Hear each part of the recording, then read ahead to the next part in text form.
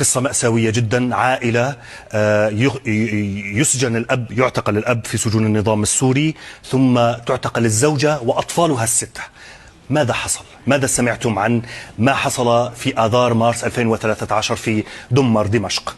بعد يومين من اعتقال أختي رانيا وصلنا الخبر باعتقال كامل الأسرة بعد يومين من اعتقال زوجها عبد الرحمن ياسين. طبعا الخبر لا يعني ما أخفيه كان بمثابة صدمة، وإلى اليوم نحن ما فقنا من هذه الصدمة. يعني إلى اليوم نحن فعلا الوقت توقف والحياة توقفت وحياتنا توقفت. شاهد صورة العائلة من معرفتنا بخبر اعتقال رانيا. القصة متداولة ومعروفة لدى الجميع. أنا لست بغرض أنه أكرر المعلومات نفسها، لكن طبعا السبب معروف، هو اعتقالها بسبب مساعدات مالية بذاك الوقت، وبعدين انكشاف طبعا خلفية الأسرة كلياتها، الوالد والأسرة، لموقفها مع الثورة.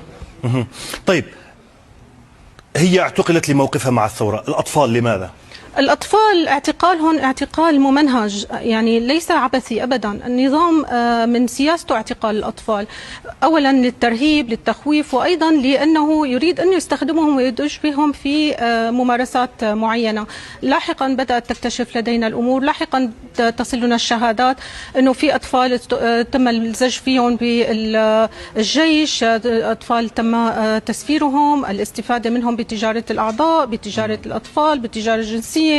الممارسات اللي قام فيها النظام ممارسات بمنتهى الوحشية، ليس أي شيء مستبعد على هكذا نظام قذر يعني.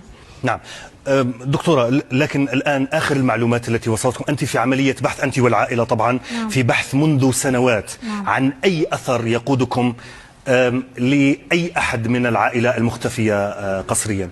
إلى أين وصلتم الآن في هذه المرحلة في 2025؟ نحن من 2018 ظهور قصص مشابهة مثل قصة رشا الشربجي.